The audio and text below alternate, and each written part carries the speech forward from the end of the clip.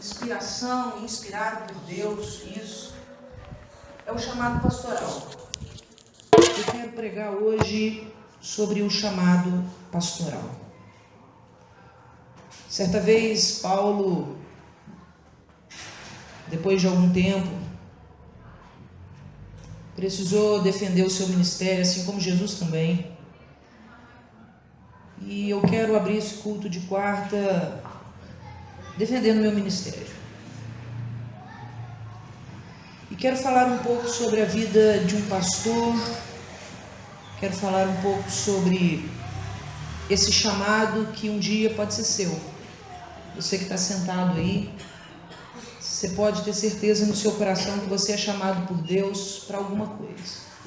Se tem uma coisa que é certo, é que você sabe qual é o seu nome e que Deus tem algo com você.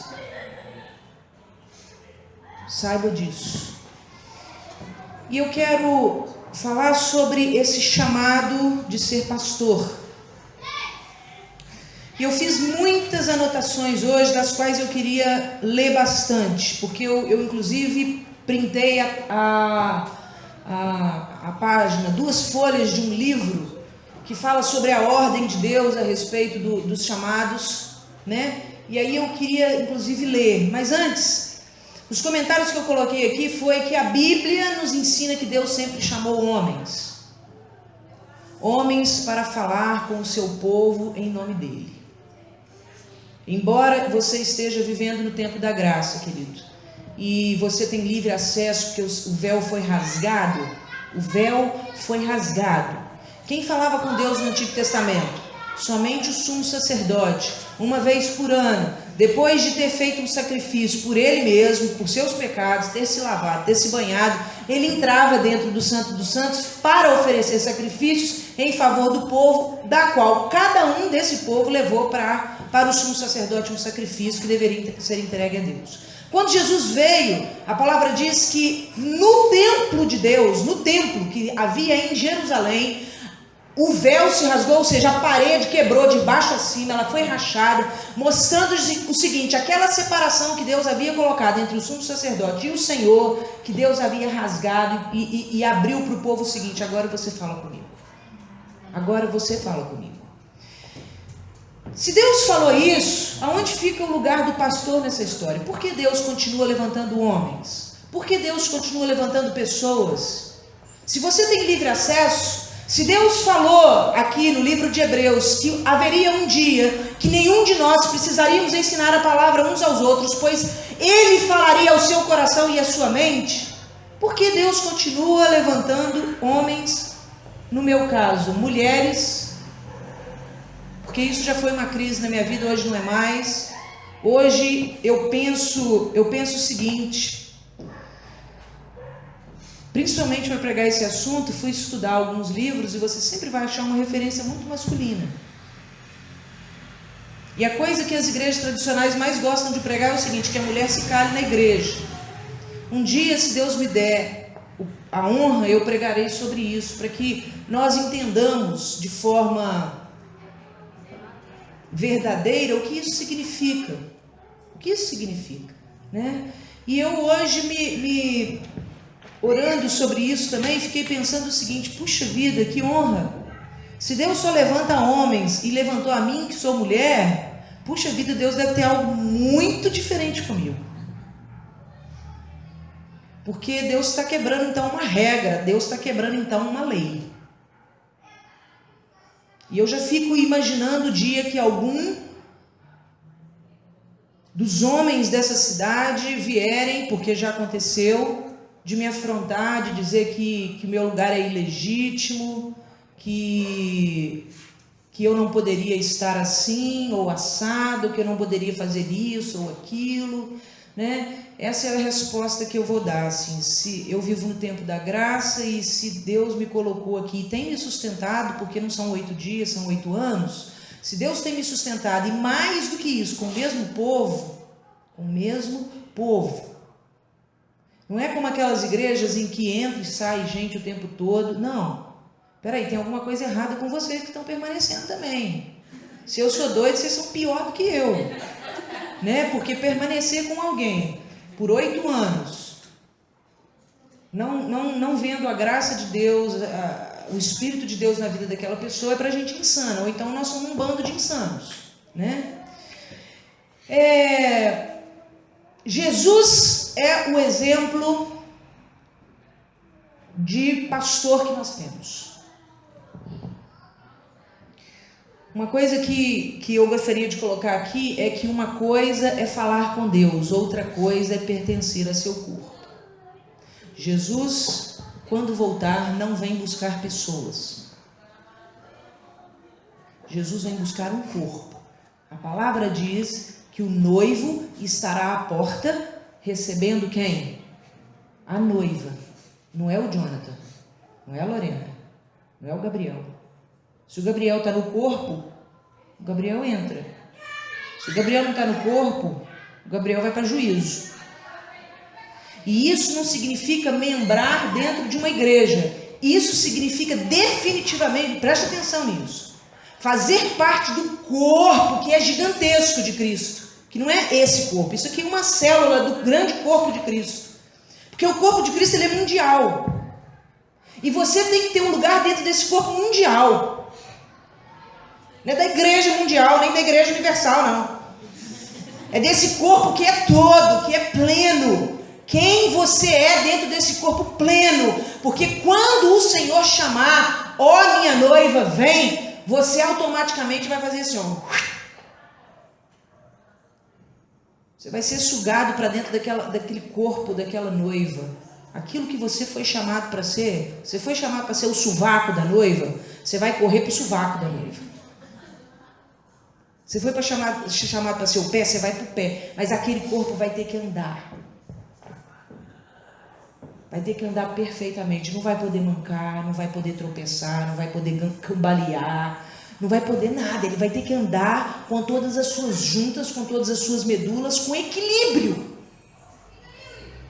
E você tem que estar lá. Você já pensou que isso vai acontecer?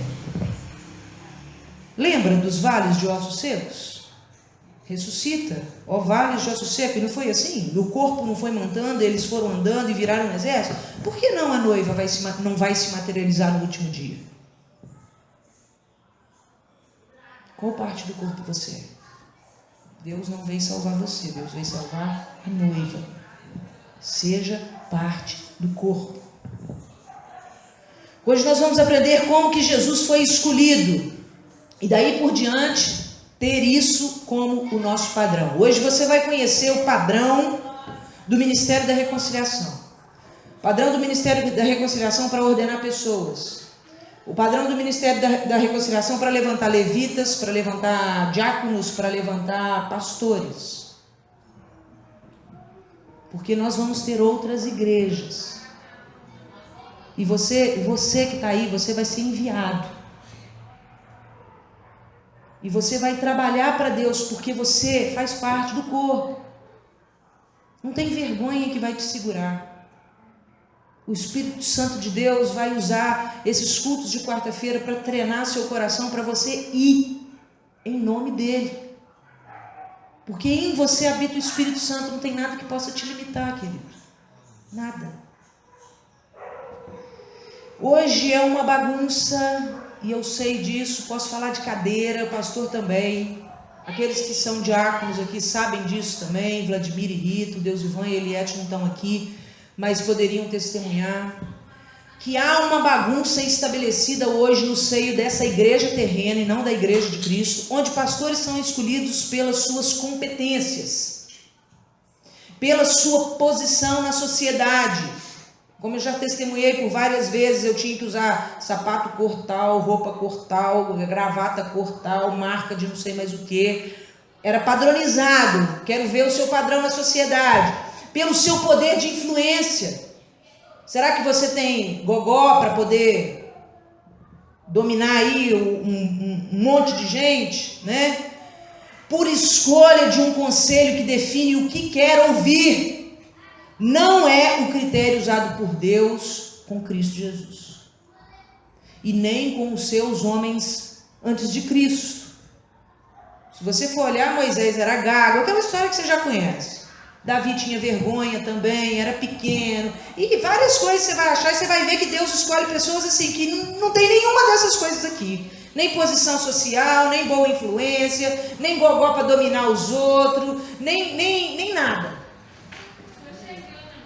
E por que o critério das igrejas hoje é totalmente... Hoje, para se escolher um diácono, um pastor, como nós ouvimos, quem foi para o sítio ouviu, ou tem gente comprando cargo com dinheiro, ou tem gente fazendo promessa ao pastor de angariar qualquer coisa para a igreja, ou, literalmente, que é o que eu acredito, a igreja ela é completamente capitalista, e ela adotou para si o padrão empresarial. Por isso que hoje há dentro das igrejas muitos estudos e muitos cursos que se dá em empreendimentos. Quantas e quantas vezes o pastor testemunhava dizendo assim, gente, eu fico impressionado, porque o que eu vivo na igreja é a mesma coisa que eu vivo no meu trabalho. Às vezes são as mesmas palestras, é verdade ou não é, amor? Os métodos, a mesma... E a gente achava isso assim, de Deus, sabe? A gente falava, nossa, isso não pode ser uma coincidência, isso é de Deus, é isso que Deus quer que eu viva. Não, Deus estava tentando era mostrar, só que nós somos muito lentos para entender, essa é que é a verdade, de que o que nós estávamos vivendo é muito mais no padrão do mundo do que no padrão do céu. Infelizmente, eu e o Gilbert, nós fomos lentos para entender. Estávamos cegos, né? E aí, qual é o padrão que Deus instituiu na Bíblia para poder ordenar homens, consagrar pessoas em seu nome? Eu queria ler um texto de um livro que chama A Ordem de Deus, de Bruce Ashley. Ele diz assim, esse livro que ele escreveu, ele tem um olho gigante assim na capa, é a ordem de Deus. Ele vai falando dos critérios que Deus, a respeito de todas as coisas da Bíblia, sabe? Eu não tenho esse livro não, esse trecho eu baixei da internet. Eu não tenho o livro, senão eu te emprestaria. Mas mostra os critérios. E ele escreve assim, preste atenção, eu vou ler. Atualmente, a prática na igreja para se escolher um assim chamado pastor é contrária às Escrituras. Estamos nos referindo ao processo como um clérigo passa a presidir uma igreja local. O procedimento usual é que o candidato a pastor ou ministro seja convidado pela assim chamada igreja para ter a oportunidade de demonstrar suas habilidades fazendo alguns sermões. Se a sua pregação for aceitável para as pessoas daquela igreja, elas votarão nele para ser o seu pastor. Mais uma vez, esta não é a ordem de Deus. Esse método é usado nas igrejas de conselhos e não nas apostólicas. O que é isso? As igrejas tradicionais, não as pentecostais, as tradicionais, as batistas, a Filadélfia, a presbiteriana, as igrejas são feitas em conselhos. Eu já expliquei isso também, mas vou explicar de novo. A igreja apostólica é aquela que Deus... que é a igreja de Cristo, por isso são os apóstolos de Jesus. Por quê? Porque Deus levanta um homem, chama um homem, capacita esse homem e envia esse homem. Na igreja de conselho, é a igreja onde a igreja tem um clérigo, a igreja tem um conselho mesmo de autoridades, e essas autoridades elas se assentam e elas decidem o que vai ser da igreja. Se fosse aqui, por exemplo, a decisão não estaria nas minhas mãos, nem na mão do pastor Gilbert. Nós nos reuniríamos em conselho e o conselho decidiria a respeito de tudo, que caminho a igreja vai adotar, que palavra a igreja vai pregar, como que nós vamos tratar quem vai se casar, como nós vamos tratar quem vai se batizar e por aí vai. A igreja de Cristo não se reúne em conselho, a igreja de Cristo se reúne em apostolado. Em apostolado. A verdade é que não existe na Bíblia uma única assembleia que tenha escolhido um pastor. Na Bíblia não. Nem sequer uma. Tampouco encontramos que algum apóstolo em qualquer ocasião tenha nomeado um pastor para uma igreja local.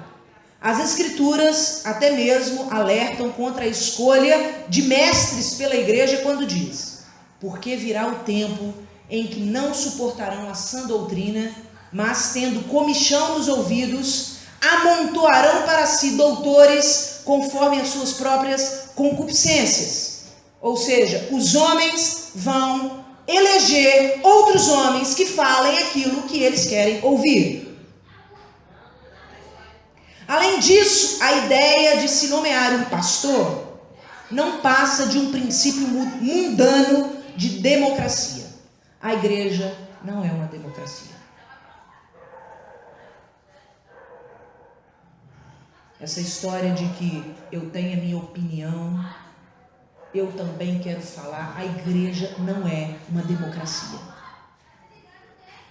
A igreja não é uma democracia.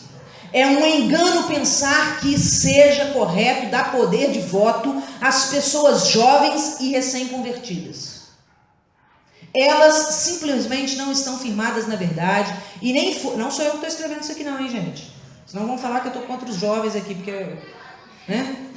Isso aqui é um cara que escreveu um livro dessa grossura falando sobre a ordem de Deus, muito interessante. Elas simplesmente não estão firmadas na verdade, nem foram experimentadas o suficiente nas coisas divinas para poderem formar um juízo espiritual de tamanha magnitude. Há de se considerar também que tal prática coloca o homem em uma posição bastante estranha. Se ele desejasse muito aquela posição na organização, ficaria tentado a falar às pessoas o que elas gostariam de ouvir. Geralmente seriam tópicos como amor e casamento. Não, vamos falar sobre amor e casamento, porque isso dá muito ibope. E o pessoal gosta de ouvir essas coisas. Nossa, o pessoal tem muito problema de relacionamento, vamos pregar sobre isso. Não, vamos pregar sobre... Vamos falar sobre profecia. Nossa, falar sobre profecia, adivinhar o futuro, cara, isso vai atrair muita gente. Isso aqui eu estou lendo coisa do livro, tá? Não sou eu que estou falando, não. Vamos falar sobre finanças. Nossa, falar sobre finanças, o pessoal quer ficar rico. Vamos ensinar sobre isso. Esse é o entendimento daquele que deseja ser pastor e que vai passar pelo conselho, vai passar pelo clero da igreja. Por quê? Porque ele vai falar aquilo que o povo quer ouvir. Não vai ser uma pessoa que vai ficar puxando a orelha. Não vai ser uma pessoa que vai ficar dando alfinetada em você. Um exemplo disso foi quando a família da Rose veio aqui e terminou o culto, eles começaram a contar que eles fazem parte de uma igreja, que convidaram um pastor para ir lá, e o pastor chegou lá, pastor convidado, né? E o pastor desceu a lenha. O pastor desceu a lenha e o povo da igreja ficou todo desagradado, acabou o culto, ficou todo mundo reclamando. Aí ela virou, aí o marido dela virou e falou assim: ainda bem que eles não vieram aqui, porque a palavra de hoje foi 3 vezes pior do que a que foi pregada lá. Eu falei, é desse jeito. Porque isso aqui é uma igreja apostólica, quem manda aqui é Deus. Eu não fico aí perguntando assim para você, você está precisando ouvir? Vou pregar o que você está precisando ouvir, porque aí eu ganho teu coração. Você já me viu fazendo essa pergunta para você? Você já me viu sentando com você e falando assim, e aí, Fernando, o que você acha que o pessoal da igreja está precisando de ouvir? O pessoal reclama de quê com você? Eu já fiz isso com você, Fernando? Porque não é você que determina o que eu prego. Me perdoe. Não é a sua necessidade que move o meu coração. Eu vou pregar o que Deus determinar, mesmo se ocorrer o risco de perder você. Isso vai ser de tamanha tristeza para mim. Deus sabe disso. Deus sabe a quantidade de pessoas que eu já perdi por não pregar o que eu quero. Mas é assim que vai ser. É assim que é. Né? Qualquer tipo de ministério dirigido à consciência, que é este aqui, o meu ministério, o ministério do pastor, dirige o quê? A sua consciência. Eu estou aqui em nome de Jesus para formar uma consciência de Cristo em você. Quem vai pensar em você, quem vai escolher é você. Como diz o Oswaldo Ramos lá, o que eu quero com essa palavra é no final deste dia saber que você sabe o que é o certo e o que é errado, e você pode fazer uma escolha. Não me compra, não. Achei muito legal. Não me compra, não. Compra das pessoas aí. Por que você vai levar sofrimento para casa? Não é assim que ele diz? Tremendo. Né? A palavra dele. Negócio fraco. Não. Mesmo depois de assumir sua posição na igreja, ele seria constantemente confrontado com a possibilidade de comprometer a verdade a fim de satisfazer as pessoas. Por saber que, se a audiência cai, sua posição e emprego correm risco também. Seu papel seria deixar a congregação contente. O resultado disso é que as pessoas poderiam acabar controlando esse pastor. Acredite, as pessoas querem nos controlar. Mesmo vocês, sendo ovelhas tão mansinhas, tão amorosas, muitas vezes vocês querem me controlar. Vocês querem dizer o que eu prego, vocês querem dizer o que eu tenho que fazer, vocês querem dizer o tempo que eu tenho que fazer. E mais uma vez eu digo, isso não pertence a vocês. Se eu não me submeto nem a mim, eu não me submeto nem a mim.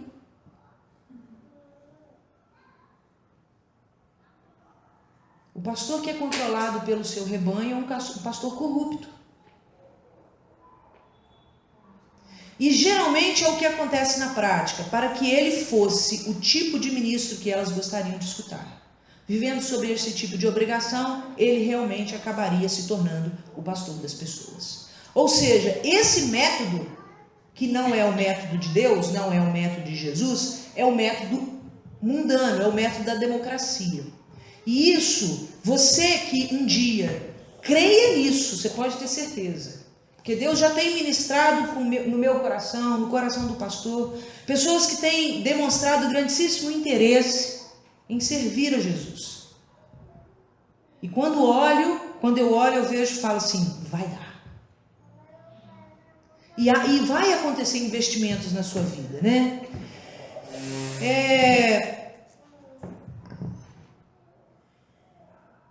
Eu escrevi uma coisa aqui que eu já fiz meio que uma introdução, mas eu vou falar de novo, já que eu escrevi. Paulo certa vez escreveu em defesa do seu ministério.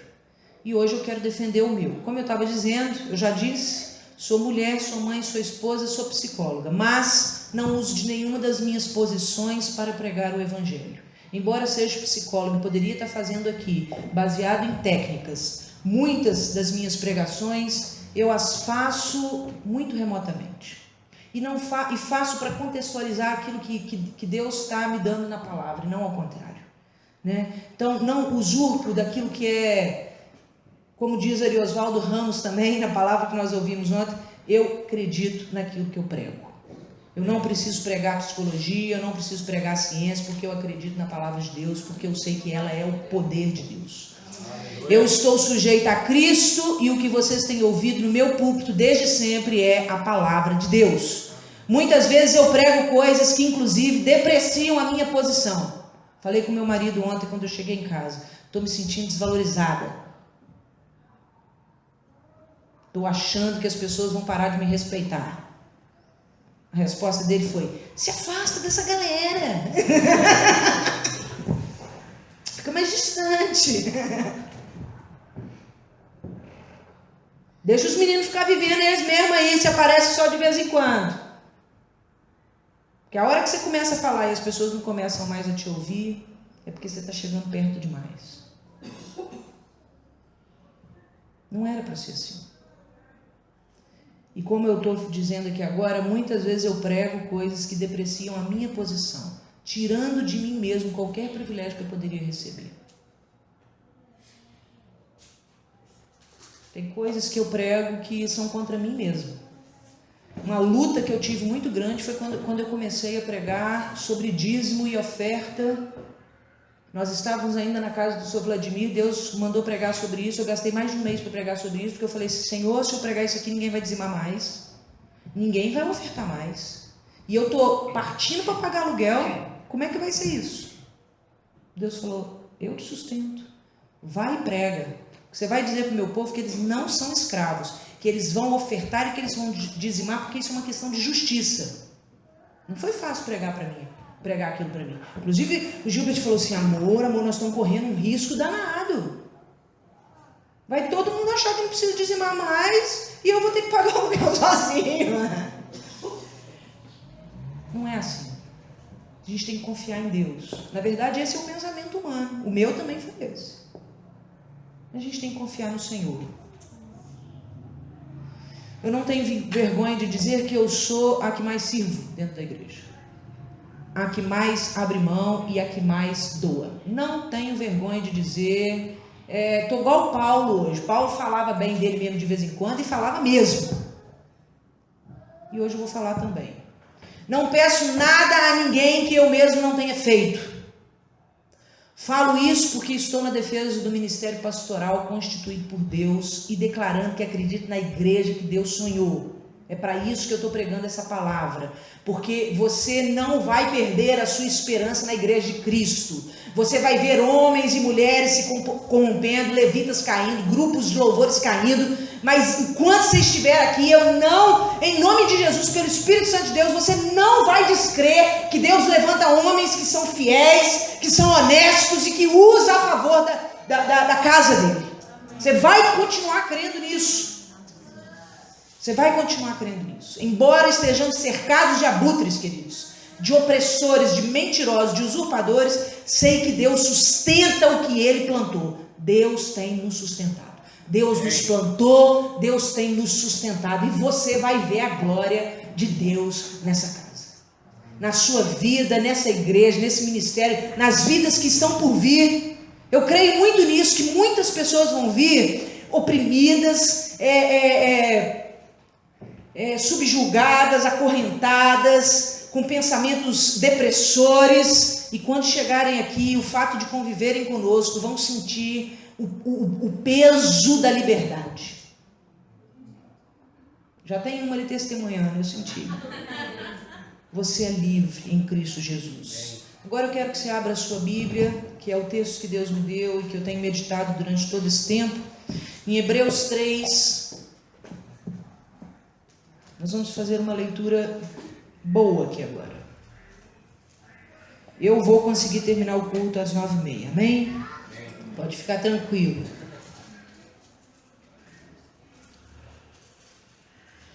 Hebreus 3. Hebreus, depois de Filemon, depois de Timóteo, Tessalonicenses. O escritor de Hebreus, ninguém sabe de quem se trata, né? Hoje eu sou muito inclinada a acreditar que foi Lucas que escreveu, por Lucas ser discípulo de Paulo, né? Coisa que nós aprendemos no domingo passado e que eu mesma não sabia. Ao estudar para poder pregar, eu fui aprender que Lucas foi discipulado por Paulo, né? E Paulo, por ser muito minucioso, por ser um médico, escrevia as coisas com muito detalhe, e ele acompanhava Paulo nas suas viagens, então ele passava a escrever coisas para Paulo. Então, acredito eu, não tem prova disso, mas que tenha sido Lucas que tenha escrito Hebreus em cima das falas, das pregações de Paulo, né? Então, lá em Hebreus 3, de 1 a 6, vamos ler: portanto, santos irmãos, participantes do chamado celestial, fixem os seus pensamentos em Jesus, apóstolo e sumo sacerdote que confessamos. Ele foi fiel àquele que o havia constituído, assim como Moisés foi fiel em toda a casa de Deus. Jesus foi considerado digno de maior glória do que Moisés, da mesma forma que o construtor de uma casa tem mais honra do que a própria casa, pois toda casa é construída por alguém. Mas Deus é o edificador de tudo. Moisés foi fiel como servo em toda a casa de Deus, dando testemunho do que haveria de ser dito no futuro. Mas Cristo é fiel como filho sobre a casa de Deus, e esta casa somos nós, se é que nos apegamos firmemente à confiança e à esperança da qual nos gloriamos. Vamos para 4,14. 4,14. Portanto, visto que temos... Até 5,10.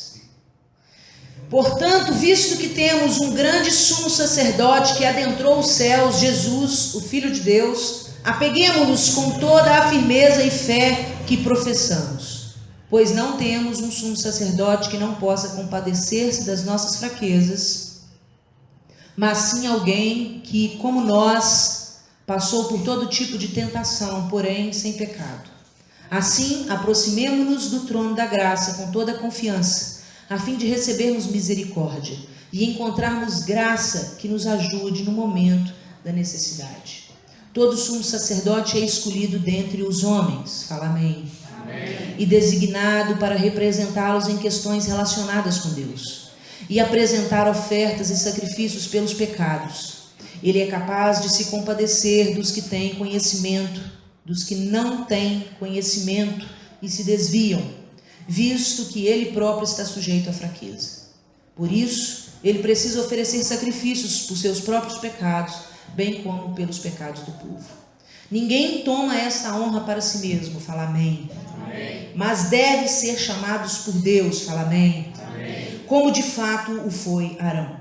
Da mesma forma, Cristo não tomou para si a glória de se tornar sumo sacerdote, mas Deus lhe disse: tu és meu filho, eu hoje te gerei. E diz no outro lugar: tu és sacerdote para sempre, segundo a ordem de Melquisedeque.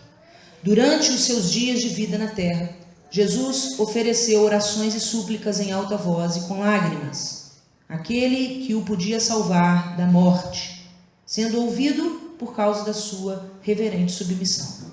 Embora sendo filho, ele aprendeu a obedecer por meio daquilo que sofreu, e uma vez aperfeiçoado, tornou-se a fonte da salvação eterna para todos aqueles que creem.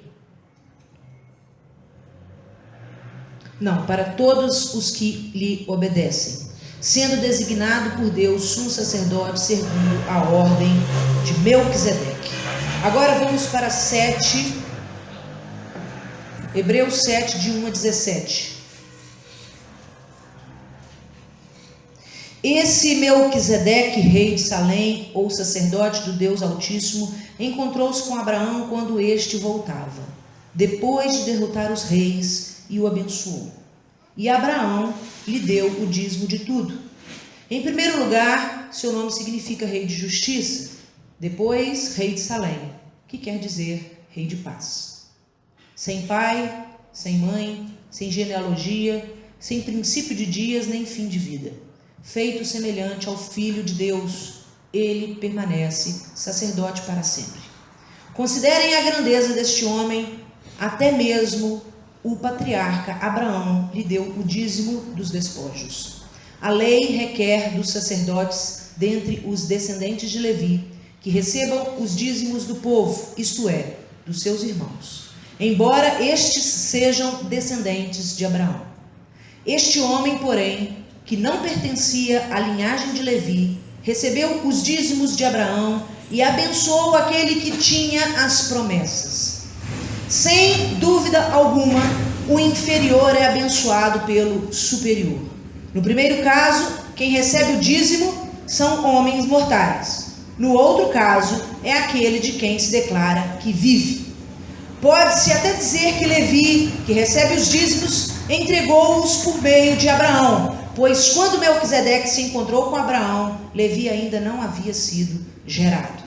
Se fosse possível alcançar a perfeição por meio do sacerdócio levítico, visto que em sua vigência o povo recebeu a lei, por que haveria ainda necessidade de se levantar outro sacerdote segundo a ordem de Melquisedeque e não de Arão? Certo é que, quando há mudança de lei, quando há mudança de sacerdócio, é necessário que haja mudança de lei. Ora, aquele de quem se dizem essas coisas pertencia a outra tribo, da qual ninguém jamais havia servido diante do altar, pois é bem conhecido que o nosso Senhor descende de Judá, tribo da qual Moisés nada fala quanto a sacerdócio. O que acabamos de dizer fica ainda mais claro quando aparece outro sacerdote semelhante a Melquisedeque. Alguém que se tornou sacerdote não por regras relativas à linhagem, mas segundo o poder de uma vida indestrutível porquanto sobre ele é afirmado: tu és sacerdote para sempre, segundo a ordem de Melquisedeque. Amém. Queridos, pergunta: quem é Melquisedeque? Por que Jesus é comparado a Melquisedeque? O que Melquisedeque tem a ver com você? O que Melquisedeque tem a ver comigo? O que é que Deus quis nos dizer a respeito dos pastores que são ungidos, ordenados, enviados depois de Cristo?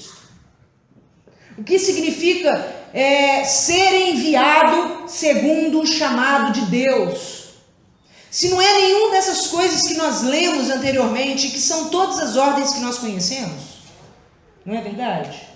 Nós viemos de uma igreja onde, se você batesse a meta, você receberia um carro. E agora?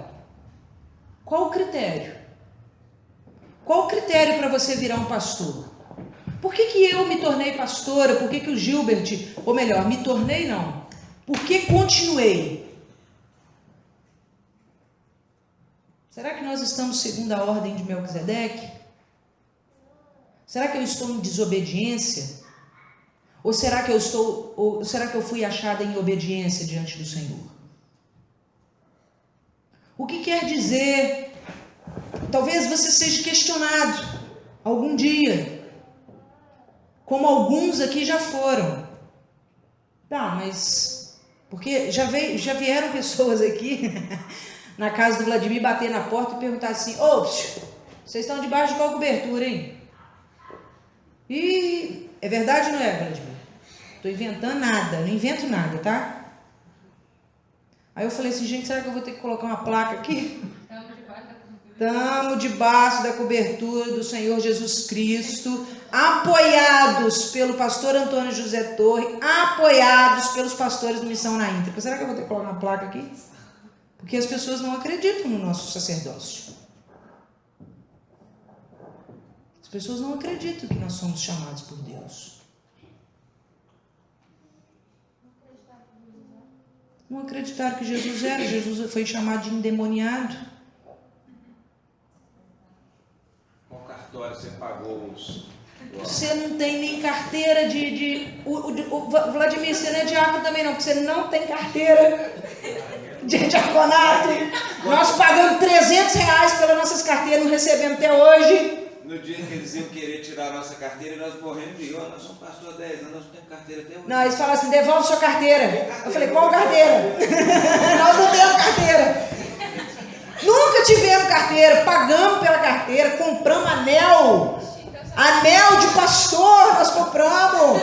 Nunca recebemos nada. Deus falou que nada, você não vai ter nada, você vai saber que você não é nada. Por carteira eu tenho uma carteira. Aí, Salma tem carteira. Aleluia, Salma tem carteira. Hã? Tem anel de pastor. Tem anel também, oh, glória a Deus. Daqui a pouco o pastor vai imitar faz o chibata. O pastor que veio aqui, rapaz, tinha um fogo danado, anelzaço assim, ó, com as 12 tribos. E ele fazia como, amor? Cada sapateado desse aí é um rapaz. Oh, meu Deus do céu. Mas quem é Melquisedeque? Por que Jesus foi referido, ou teve como referência, né? Melquisedeque. Quem é esse homem? A Bíblia não fala de onde ele veio. A Bíblia não fala quem era seu pai, quem era sua mãe. A Bíblia não fala da sua linhagem, da sua genealogia. Melquisedeque, ele apareceu na Bíblia e do mesmo jeito que ele apareceu, ele sumiu. Igual Jesus. Cuidado, hein, gente? Do mesmo jeito que eu apareci aqui qualquer dia eu vou sumir. É assim, as ordens de Melquisedeque é assim. Quem era Melquisedeque? Como nós lemos aqui, Melquisedeque era rei. Jesus é rei. Seu reinado ocorreu antes da lei? Quando Melquisedeque foi chamado, Moisés não existia. As tribos não tinham nascido ainda. A lei não fora estabelecida. Melquisedeque nunca esteve debaixo da lei. Melquisedeque vivia segundo o sacerdócio de Deus. O que Deus ministrava com ele é o que ele fazia. Abraão chegou da guerra cheio de riqueza, porque rei, Abraão guerreou com rei, ele destruiu o rei de Querolobarmamar, negócio assim. E esse era um reino muito poderoso. Naquele tempo era assim, ó, se eu invado as suas terras e eu ganho a tua terra, eu te mato, tudo que é teu é meu agora. Abraão pegou tudo que tinha nesse reino e levou. E quando chegou num determinado ponto, ele encontrou com Melquisedeque. Melquisedeque, que era rei, mas era rei simples. Era um rei simples. A palavra diz que Abraão chegou e que Melquisedeque abençoou Abraão. Falou assim, abençoa ele, impôs as mãos sobre ele e abençoou ele. E a palavra diz que aqui consta-se o primeiro dízimo da Bíblia. E a Bíblia diz que Abraão, o patriarca, reconheceu o sacerdócio de um homem simples, mas ele viu Deus na vida de Melquisedeque. E a palavra diz que Abraão pegou aquilo que ele tinha trazido da guerra e semeou na vida de Melquisedeque. Melquisedeque então era pobre. Abraão faz o primeiro dízimo na Bíblia a um homem que não foi instituído por linhagem alguma. Sei lá, é uma pessoa que apareceu aqui no meio do caminho, que eu vi Deus na vida dele e ele me abençoou. Seu reinado ocorre antes da lei? Respondi, sim, ele não estava sujeito à lei porque veio antes de Moisés. Melquisedeque aparece na Bíblia vindo de onde? De nenhum lugar. De nenhum lugar. Igual eu vim de São João, vim de nenhum lugar.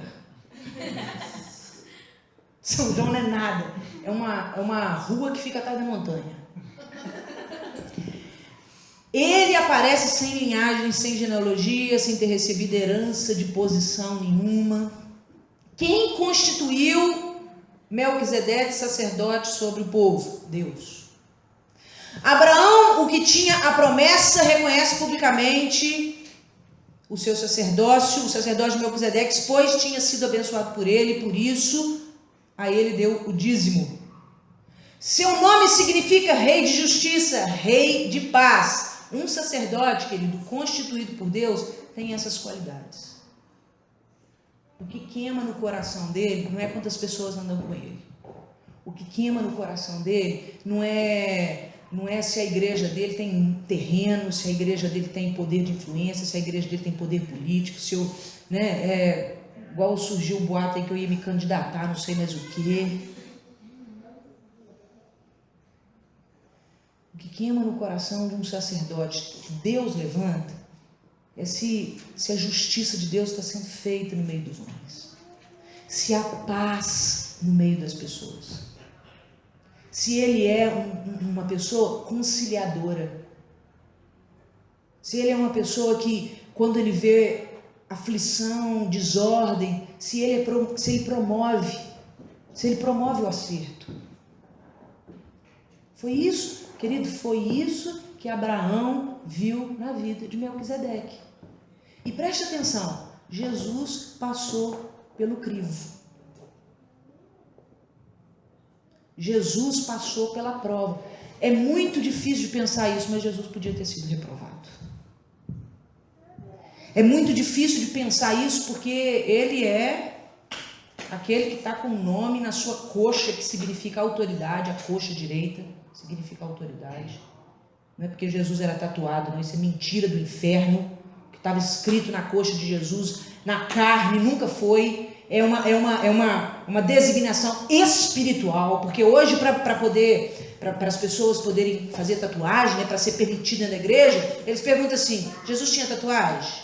Aí o pessoal, não. E o que estava escrito na perna dele? Rei dos reis e Senhor dos senhores, ele era tatuado.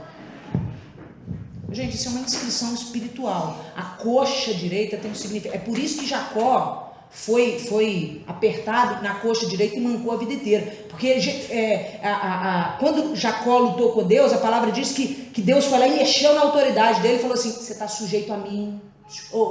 Está sujeito a mim, lembra disso. Você vai mancar porque você vai lembrar que você está sujeito a mim. Por isso que está escrito Rei dos Reis, Senhor dos Senhores, porque ele venceu todas as coisas. Ele poderia não ter vencido. Jesus foi levado ao deserto, Jesus passou 40 dias lá, porque ele precisava ser provado em todas as coisas. Você acha que Jesus, quando foi para o jardim chorar sangue, foi chorar e escorreu o sangue, ele estava fazendo o quê? Senhor, me fortalece porque eu estou a ponto de desistir. Senhor, o meu espírito está pronto, mas a minha carne é fraca, eu estou doido para correr daqui. Eu já fugi várias vezes, tem 3 anos e meio que eu fujo desse povo, que estão tentando me matar. Pode olhar, lê os evangelhos que você vai ver a quantidade de vezes que Jesus fugiu do povo. Domingo eu li uma.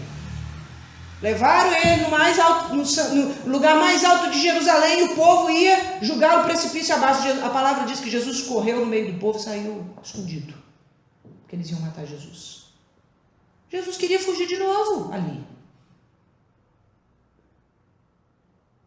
Jesus foi tentado a largar tudo, por muitas vezes.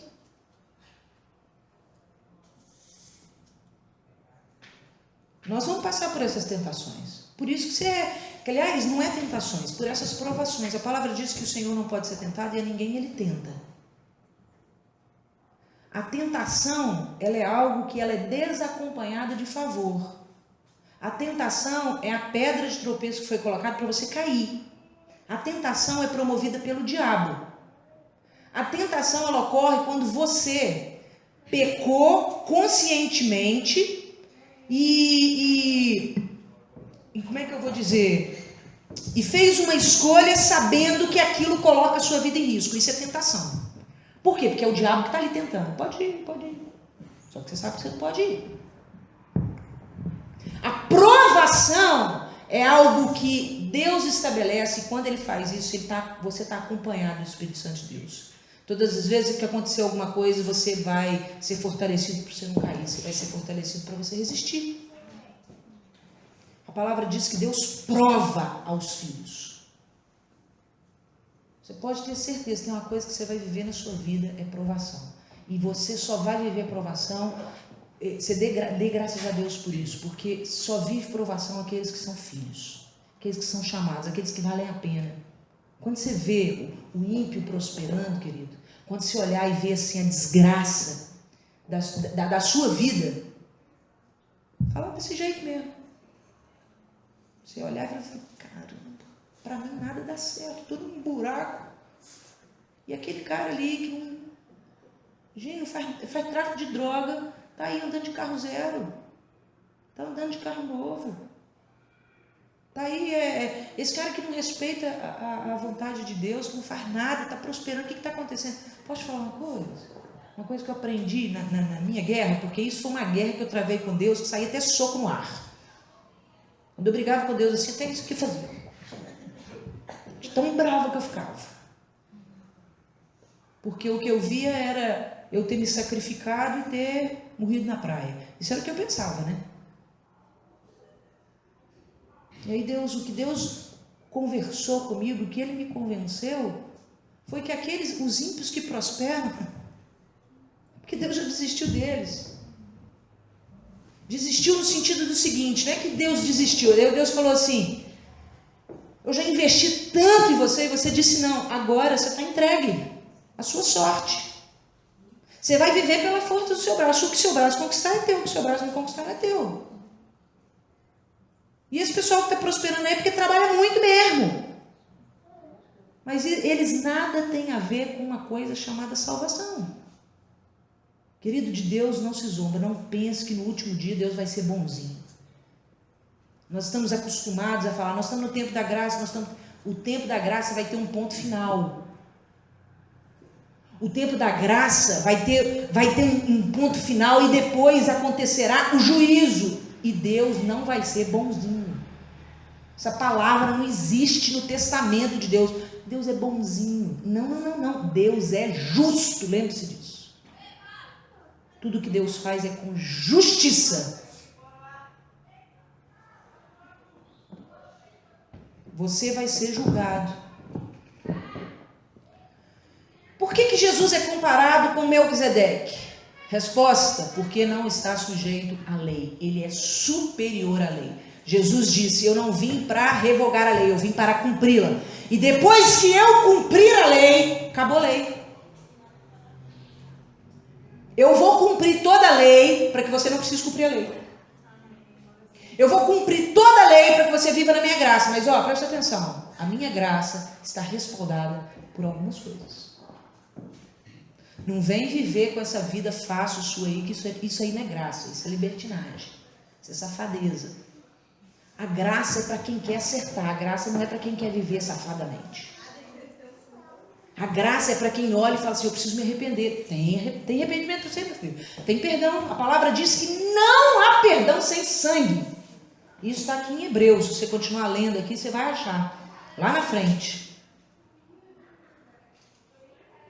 Está lá no 9, dizendo assim: de fato, segundo a lei, quase todas as coisas são purificadas com sangue. E sem derramamento de sangue não há perdão. Sabe o que Deus está falando? Que até na graça precisa ter morte. Você está na graça, mas não morre para você ver, não. Não morre para você ver se você não vai ter perdão. E outra coisa, não perdoa para ver se você não vai ser perdoado. Como é que alguém perdoa um outro alguém se antes não morrer para si mesmo? E como que alguém recebe perdão de Deus se não perdoa o outro irmão? Se eu não perdoo você, meu pecado não está perdoado. Você está preso. Se você não perdoa, você não é perdoado. Talvez você deseje, por exemplo, você pecou, caiu, se desviou e quer voltar para Deus. E tudo que ministram com você, arrependa-te, tem perdão para você. Amém. Isso é verdade. Mas escute, existe uma coisa que pode amarrar todo esse contexto aí. Se alguém lesou você, como você lesou a Deus, se alguém vacilou como você vacilou com Deus, se alguém mentiu para você como você mentiu com Deus e você não perdoá-lo, o perdão de Deus não vem sobre a tua vida. É preto no branco.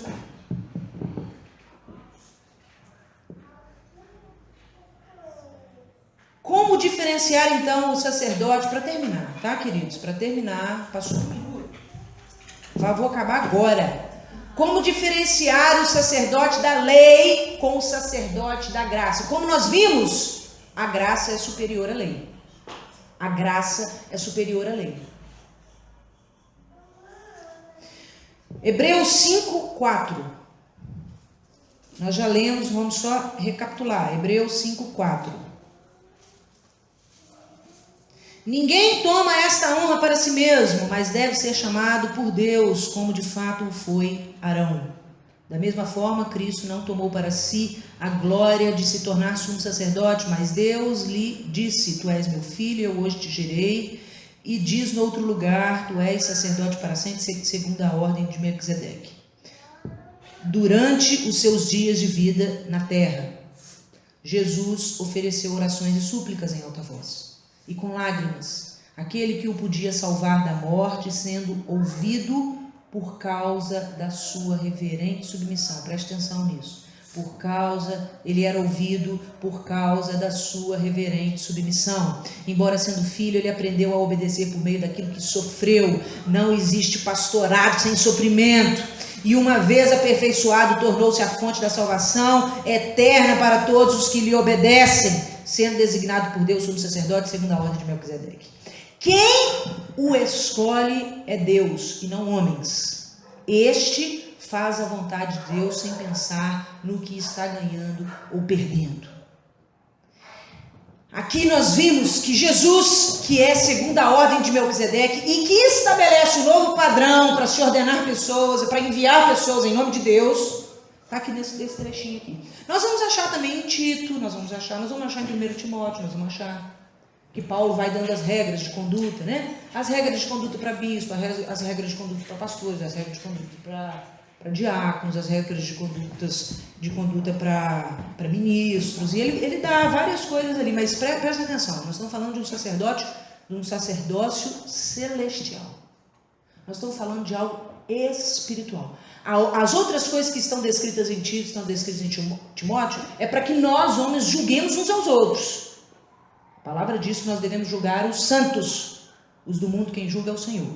Então, por exemplo, se eu vou instituir alguém como sacerdote na igreja, eu preciso julgar a vida dele. Quantas mulheres você já teve? Você rouba? Você fala mentira?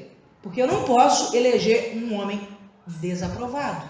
Mesmo que ele tenha feito todas essas coisas, hoje ele precisa estar andando em decência. Agora, o que está falando aqui, segundo a ordem de Melquisedeque, está falando de um chamado celeste. Está falando uma coisa que desce direto do trono e que quem instituiu foi Deus, não foi homem algum. Foi Deus que instituiu. Então ele vira e fala assim, ó, dentro disso que nós lemos, este homem que Deus levanta, ele faz a vontade de Deus sem pensar no que ele está ganhando ou no que ele está perdendo. Geralmente ele está perdendo. Depois Deus o devolve, mas geralmente ele está perdendo. Quando ele está trabalhando para Deus, sempre que você vai trabalhar para Deus, exige perda, querido. Sempre exige perda. De alguma coisa você vai perder.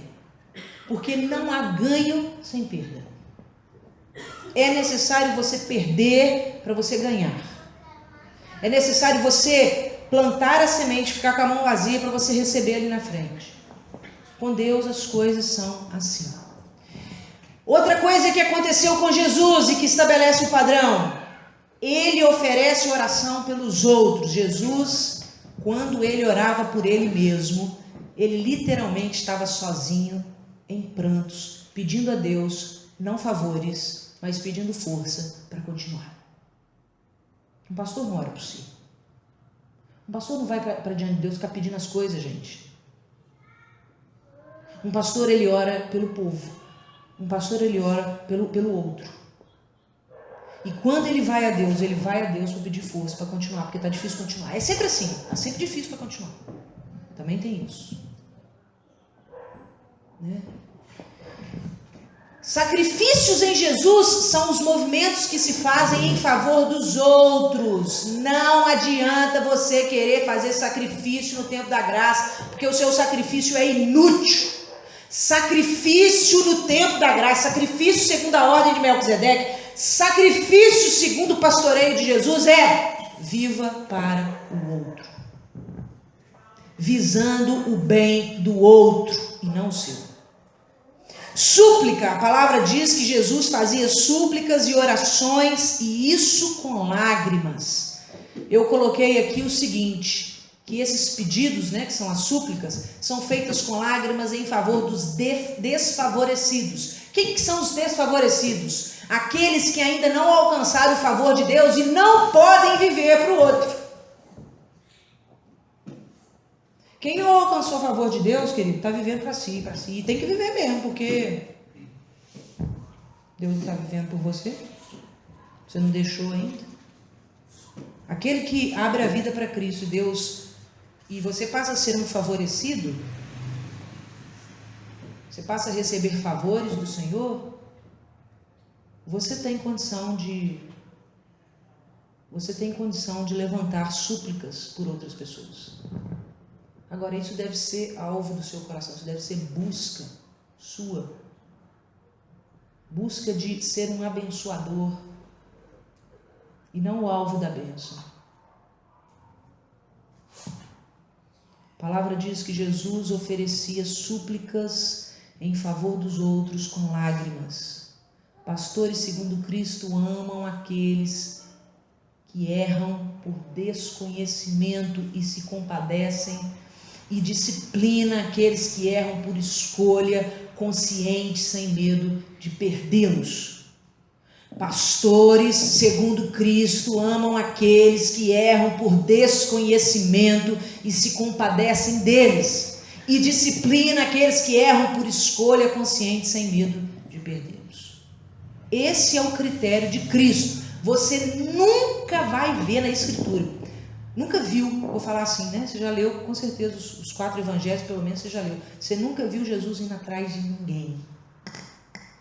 Você nunca viu Jesus, por exemplo, Jesus foi à casa de Zaqueu, né, uma coisa bem recente para nós aqui, que nós ouvimos a palavra. Jesus foi à casa de Zaqueu. Se Zaqueu não recebe Jesus, ou se Zaqueu até recebe Jesus, mas não se converte, porque Jesus fala que quando ele foi à casa de Zaqueu, ele falou assim: Senhor, eu vou restituir 4 vezes mais aqueles que eu lesei. Eu vou dar, eu vou dividir, eu vou repartir o que eu tenho. A palavra diz que Jesus disse assim: hoje entrou salvação nessa casa. Se ainda assim Jesus tivesse ido, jantado, e ele só tivesse ouvido e Zaqueu não tivesse feito nada, querido, Jesus nunca mais voltaria na casa de Zaqueu. Você já viu Jesus voltando em algum lugar na Bíblia?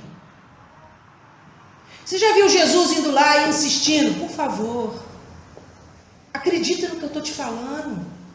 Isso que eu estou te falando é verdade. Por favor, acredita nisso, você vai morrer. Eu tenho muita dificuldade para fazer evangelismo por causa disso. Por isso que quando Marcos vier junto com a Rose, né, que ele quer fazer um evangelismo na cidade, eu vou orientar ele o seguinte: olha, não venda o meu Jesus e não ofereça ele por moedinha nenhuma. Em nome de Jesus, você não vai fazer isso. O evangelismo que nós fizemos aqui é o padrão de evangelismo que nós desejamos, que é, nós vamos descer a rua com músicas, com os louvores, com os sorrisos, e nós vamos abraçar, oferecer abraço, e as pessoas que aceitarem abraço, nós vamos abençoá-los. Nós não vamos falar de igreja, nós não vamos falar de nada. Nós vamos falar do amor de Jesus. Não interessa o que você é, o que você está fazendo, eu vim aqui para orar e abençoar você. Acabou. Porque contrário a isso, fica parecendo que eu estou esmolando Jesus. Fica parecendo que eu estou assim: por favor, vai para a nossa igreja. Que por favor o quê? Não, vamos lá, vamos lá, vai ser bom para você, sua vida vai melhorar. O que é isso? Misericórdia. Que Deus nos livre de ter que ter atitudes como essa. A palavra diz que Jesus, a salvação é para aqueles que creem. Não sou eu que tenho que crer pela pessoa, não. É o fulano que tem que crer. É o cara que tem que crer. É ele que tem que desejar. Meu papel é estar ali. A palavra fala que Jesus, ele andava. No início do seu ministério, Jesus só estava no templo, porque Jesus precisava se esconder. Mas depois que o ministério de Jesus foi anunciado, a palavra diz que Jesus nunca mais dormiu em casa de ninguém. Jesus estava onde? No meio do povo. O que isso nos mostra? Eu tenho que ficar disponível. Eu tenho que estar disponível. Você quer falar comigo? Eu estou disponível. Você precisa de oração? Eu estou disponível. É isso que você precisa. Você não precisa ficar enxuxando o evangelho, goela abaixo dos outros, não. Não desvalorize o evangelho do Senhor Jesus Cristo. O que você precisa fazer é dar um bom testemunho e mostrar o caráter de Cristo. Deixa as pessoas verem o caráter de Cristo na sua vida. Não implore para ninguém aceitar o evangelho, não. Nós estamos diminuindo o sacrifício de Jesus. Jesus comprou a nossa salvação com sangue. Nós pegamos o evangelho e falamos assim: você me der 5 centavos, eu te entrego. É isso que nós estamos fazendo. Eu não vou fazer isso.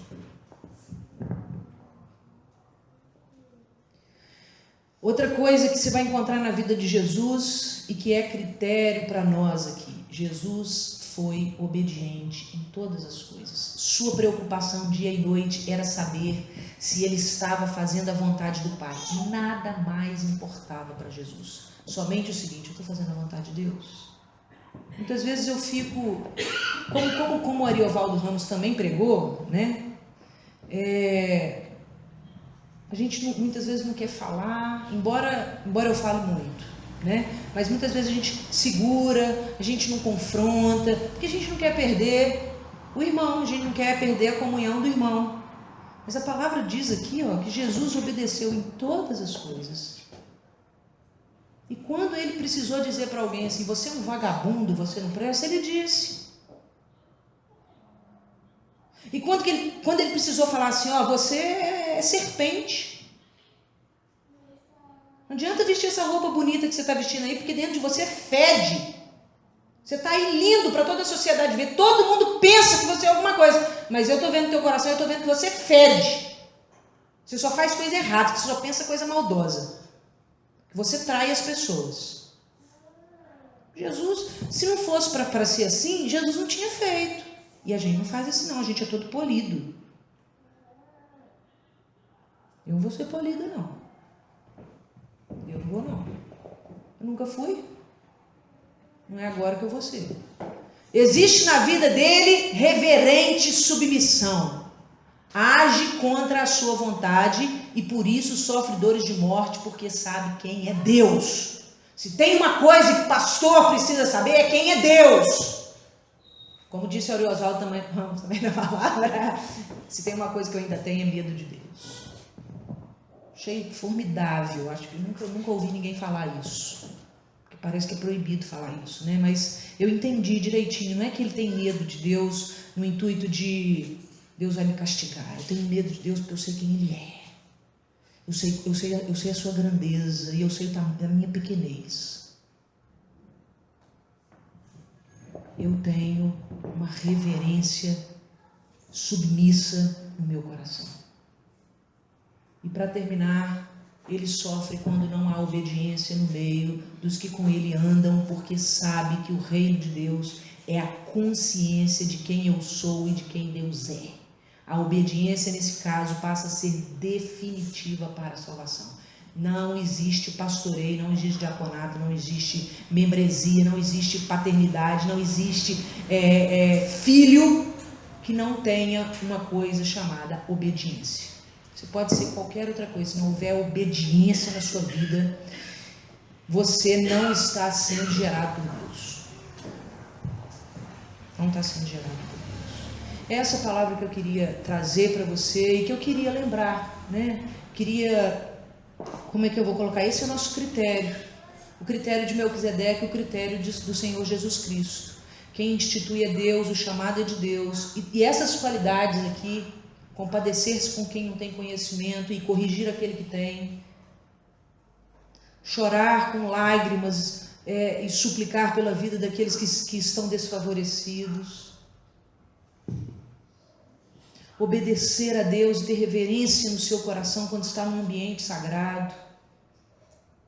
Essas são qualidades que são celestes, que vêm do trono de Deus. Esse é o nosso critério, esse é o nosso padrão.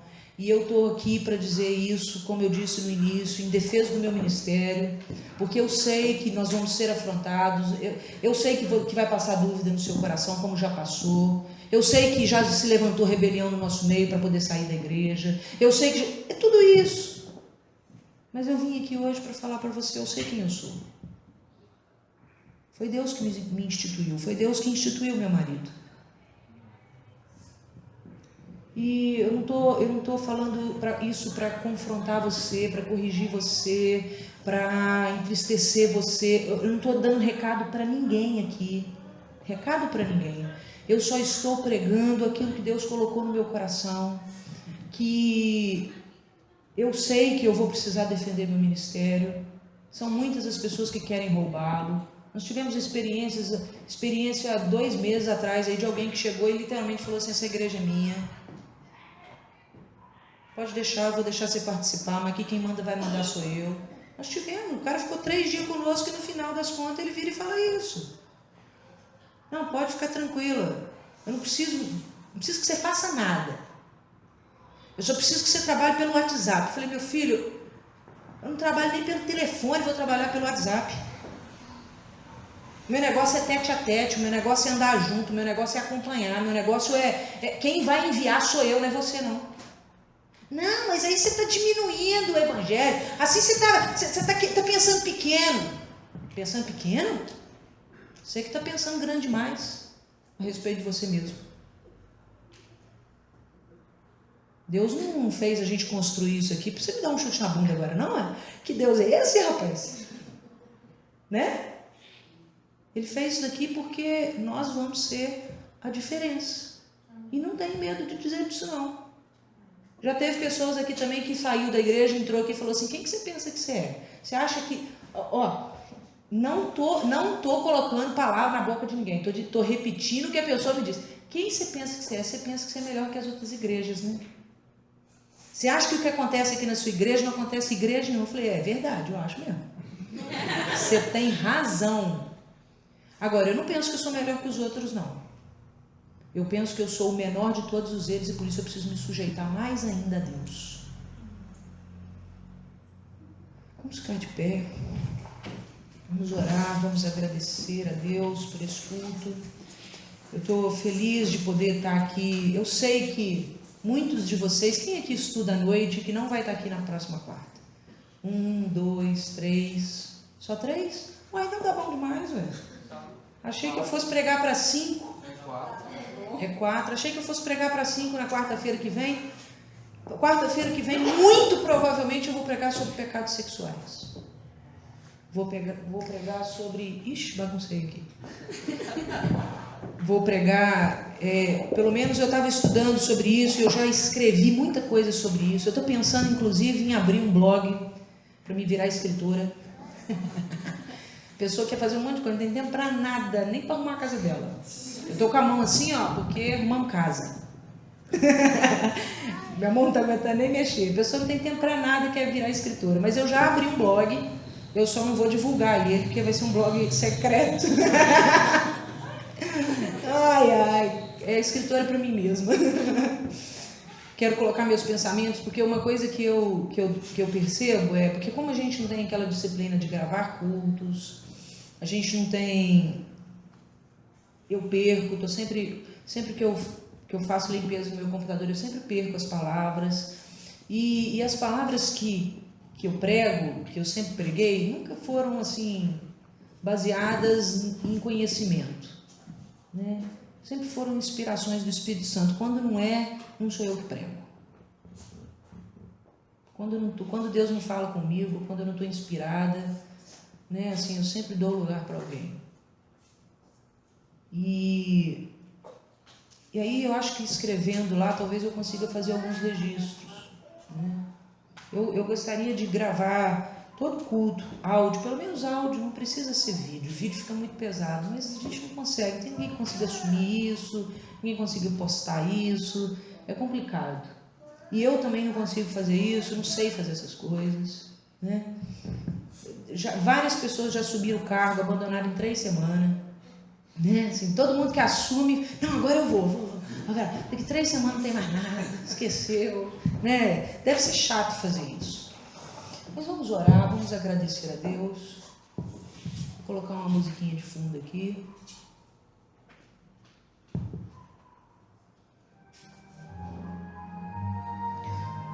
Eu quero dizer que esses cultos de quarta-feira, eles também vão ter dízimos e ofertas. Principalmente, e está dentro da palavra que eu trouxe hoje, eu creio que é necessário dar-se a oportunidade aos irmãos de estar semeando. Né?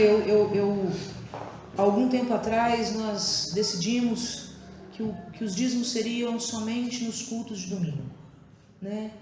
E o que eu percebi com isso foi que muitas vezes pessoas chegavam nas quartas-feiras e falavam, eu quero ofertar, e a gente não tinha momento para isso, a gente tinha que procurar o Vladimir, fazer isso secretamente lá. Isso não fica bom, né? E eu acho que, em defesa do meu ministério também, eu acho o seguinte, como o apóstolo Paulo disse, se eu vos dou coisas espirituais, por que não me dais coisas materiais? Embora, queridos, com a graça do nosso Senhor Jesus Cristo, meu marido trabalha e a gente não precisa do dinheiro da igreja, eu falo isso com toda humildade. Se precisasse, tenham certeza, eu viveria dele.